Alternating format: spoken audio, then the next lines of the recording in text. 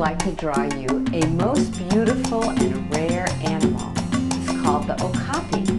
And the reason that it's so unusual is that there's only 25,000 in the world. And I found out about them on a trip to the Brookfield Zoo. I went to see their baby polar bear, and then I was asked if I would like to see one of their other animals that was very unique, and it turned out to be the Okapi. And this one is raised in captivity, and as I draw you the Okapi, I'll tell you a little bit about why it was raised in captivity, because there are very few that are able to be seen in the world. As a matter of fact, it's been 50 years since the last one was spotted in the wild. They live in Africa. So I'm going to start with a square shape. And if you have I have a horizontal piece of paper here. The head is going to be in this section here, so I'm going to start with my square a little bit on this side of it so I have room for that head, because what I'm doing, I want it to have the correct proportions. And this is the square, and this will make up the body and the legs. And then if I draw a little dotted line, the body part's going to be here and the legs are going to be here, and might even put the hooves a little bit below this square.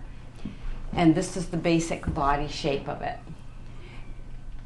If you take that line where it's divided in half and you go upwards, making a triangle, this will shape the Okapi's neck.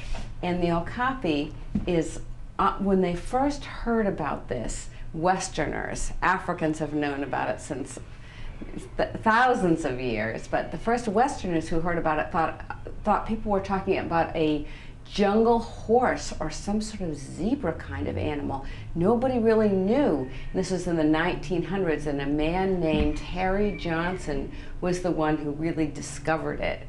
That was a Western man, and he found a piece of skin that was made into something, and it was a tribal piece that he saw. The skin was very unusual, and I think he saw the skull, and then finally they went back and saw the actual animal, which lives in the deepest dark part of the jungle, where it's all leafy and it's very mountainous, so it's very hard to see. And they have these huge ears, which I'll draw for you, and they can hear anybody coming. And it's a browser. It loves to eat leaves and buds and pieces of vegetation that are hanging down from the trees.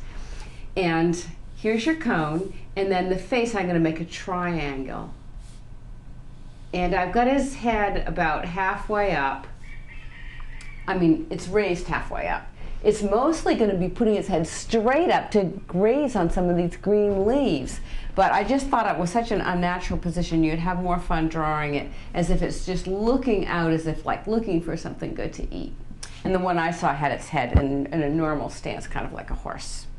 But I guess I've been waiting to tell you this fact. It's the only relative that we know of the giraffe. That's what it's related to. And they were so surprised because they were expecting a horse-like creature like a zebra, and that's because it has stripes. It doesn't have stripes all over it like a zebra, but it definitely has stripes. So I'm going to go back and work on the body a little bit. And I'm just going to round. I'm using my marker and using a darker line now, and then I will color it in. I'm rounding out the side of the square because that's where its rump, rear end is going to go. And then its back legs, and this will be his stomach, which comes up a little bit higher on this side. And then here's its leg. They have very stocky legs, and right here is where its hoof will be.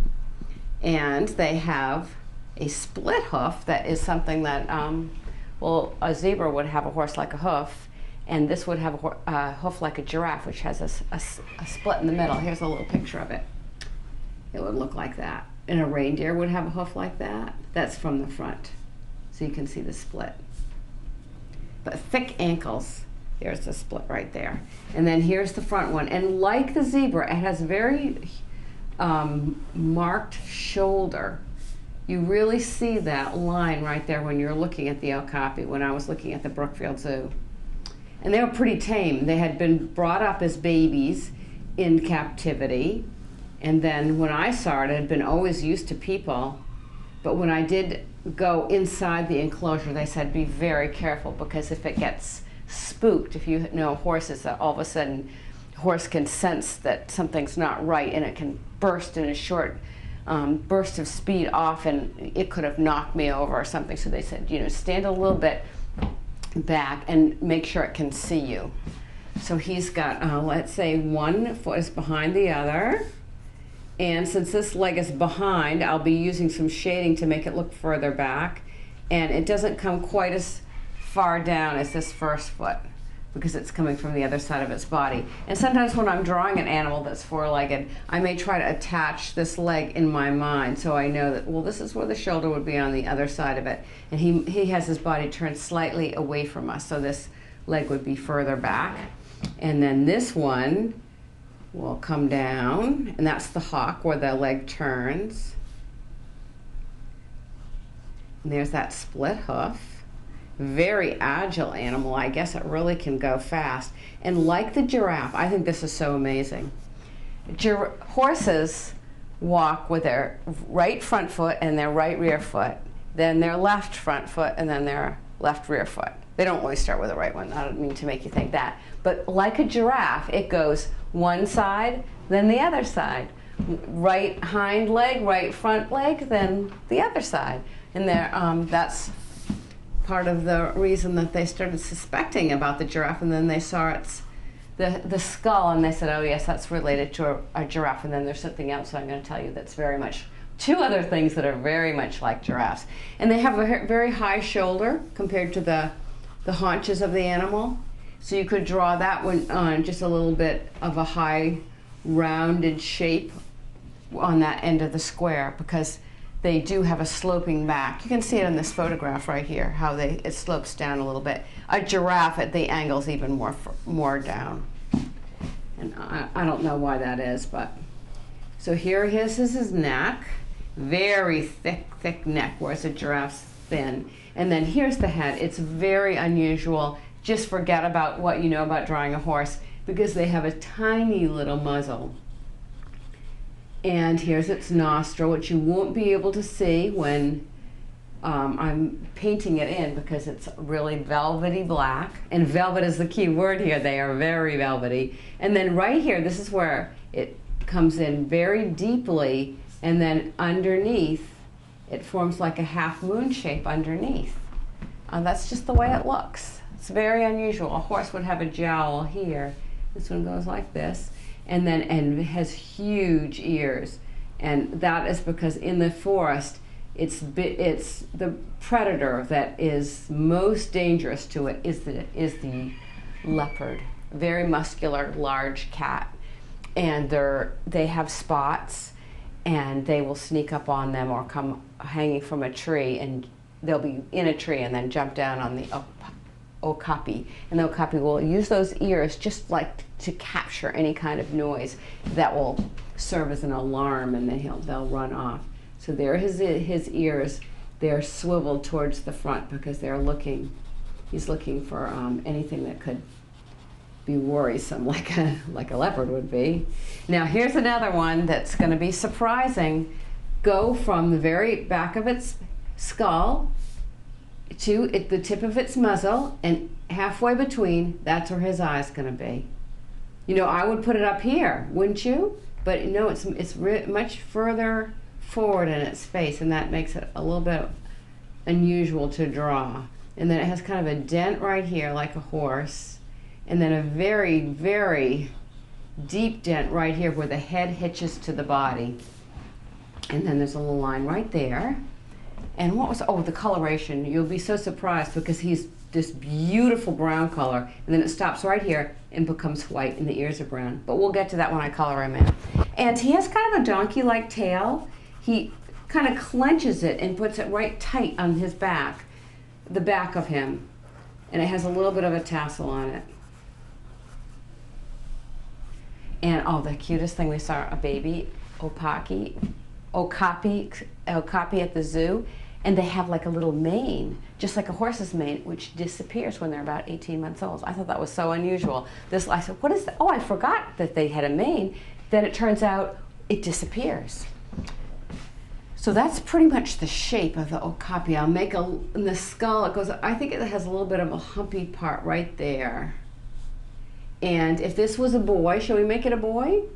It has tiny little horns, 2 of them, and they're attached to its skull. That's why they wouldn't be antlers. Antlers would fall off like a moose or a deer. And they're covered with fur, like a giraffe's horns are covered with fur. And they're really small, and just the boys have them. And they start growing when they're quite a bit older. So now they have stripes on their hind legs. Look at this picture. You can see that white on the inside of the leg, and then on the outside, let's see, we've got 5, 6 white stripes there, black knees, and they have little blank anklets you can't see. Let's go over to this picture, and you can see the little black anklets they have. They're important. I'm going to tell you why when I draw them. And then he's got about 12 white stripes. So have fun with these. Each animal has different shaped stripes, and probably how many they have changes from one to another. And sometimes they join, they go from either side. And it will look almost like 2 are joined together. And there's the stripes. What, oh, amazing. Well, you can't really tell because I've got to fill in the dark, but they're really very, very striking. And they say that one of the reasons why that they're colored like this is because the jungle is so dark and deep, and hardly any sunlight gets down there, that just like little bits of bright sun comes down and forms stripes on the floor of the forest and jungle, and that's why they blend in so well, because they have those little stripes just like you'd see. And then from the back view, its back part is white, almost all white with these stripes, and so the little babies probably can see them from far away. And there's those little anklets, and let's see, what does it have on it? It doesn't have it has kind of a bigger stripe there, but then it does have its little ankles. Now that I have my paints ready, I'm going to color him in. And the color of this animal is almost purple. It's this dark, dark brown, and it's exactly like velvet. You can't even say sort of like velvet. It's like this beautiful piece of velvet. And the way the light hits it, it's just absorbs light. It's deep and dark. So I'm using brown, black, and a little bit of purple in my paint. And I'm using lots of water because it doesn't really, you can't see any marks that show the hair pattern. It's because it's almost like fuzzy, like one of those little flocked toys or flocked wallpaper. I'm trying to think of something that you might have seen that has the texture of the fur. And then this, I'm going to take a little bit of a closer look here because this is where the stripes are. And that's why at first, when they heard reports of this animal, people thought that it might be related to a zebra because they said, oh, these would be the people that lived in what is now the Democratic Republic of Congo. That's where this animal has been spotted. And that country used to be called Zaire, if you've ever heard of that country. And they're protected. They have their own park that they live in, which is huge. But people can't really get around there because the terrain is so difficult, and it's such deep jungle that you could be there and be like right next to an okapi and not see it, because they are so adept at camouflage. Which just means they're blend in so well with the environment, and they're kind of quiet. And they live really by themselves. They're very good mothers, and they take good care of their babies. And the males are solitary and they roam around. They have territories that they consider their territory. And then the females, once the babies have grown up, they're solitary too. That's kind of unusual. But more like the giraffes. Well, giraffes actually, I've seen giraffes and they pretty much always have friends with them.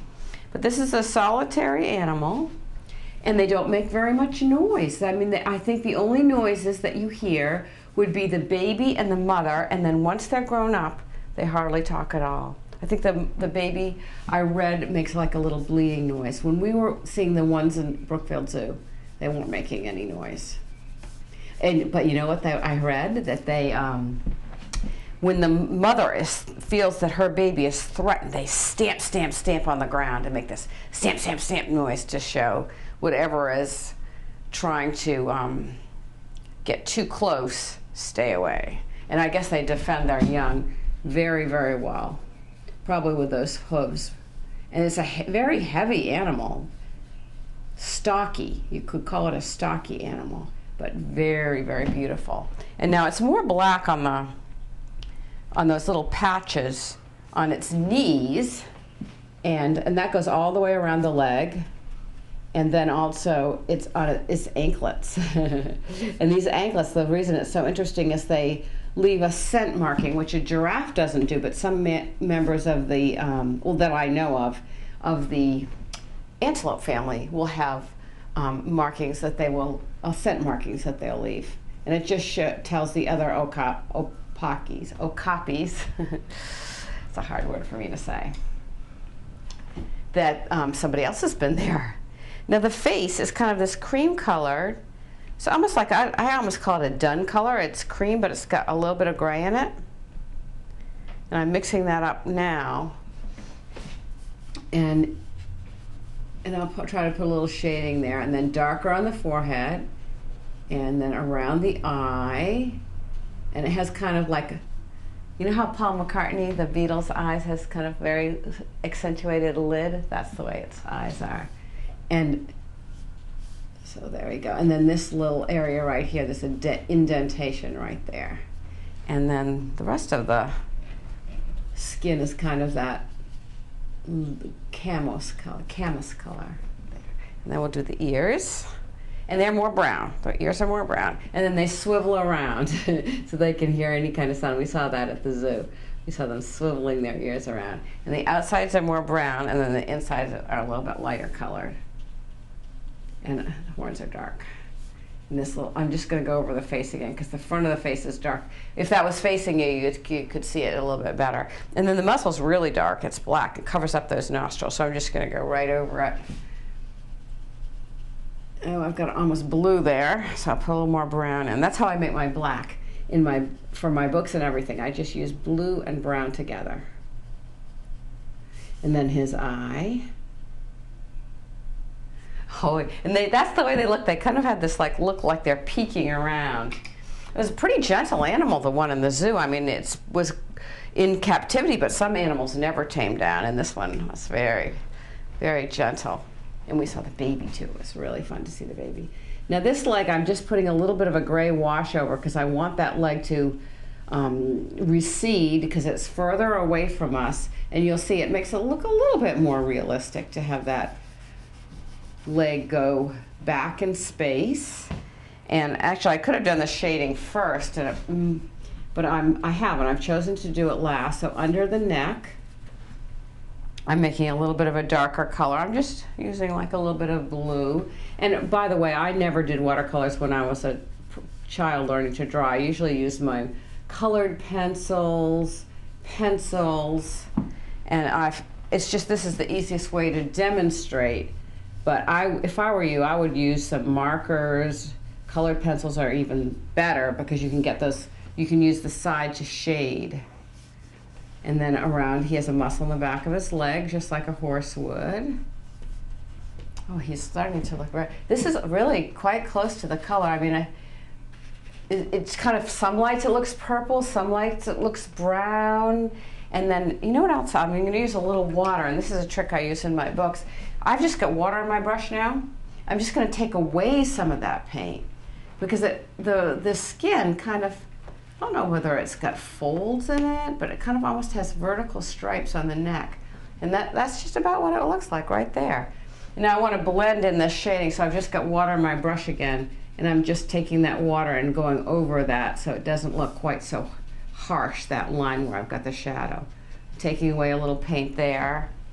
Because when you're a watercolorist, you not only put on paint, you take away paint too. Oh, and don't let me forget those little hooves. They're gray, the split in the middle. And then since we want him to look like he's not walking in air, I'll just put a little bit of a brown to show the path, or maybe a little bit of a red color. I've heard that in the soil from near where they live, it's quite orangey. And they are always going to the riverbanks because there's certain minerals that they need in the riverbanks that they need to be healthy. And so they congregate sometimes at the river. That's where they find their footprints. And they also travel down little game paths. Well, I wouldn't say little, but they're thin game paths that go for quite long distances in the forest. And then they'll be browsing above. Which brings me to their eating habits are very much like a giraffe. And they actually, I'm not going to draw this in, they have a long tongue that's about 1 foot long, almost as long as their whole head. And it's a blue-black color, and it's kind of squarish in shape, and that's exactly like a giraffe. And that's another thing that they have in common with their closest relative, which is a giraffe. So this is a very rare animal. It's being protected. It's an animal you might want to know more about, and about what the future for that animal is. Luckily, they do quite well in captivity, and I know that they have more than one at the Brookfield Zoo and also the San Diego Zoo. But check out the zoo that's nearest you. Maybe they have one, and you can get a glimpse of an animal that no one has even seen for 50 years in the wild, and was just spotted this year. So good luck with your drawing.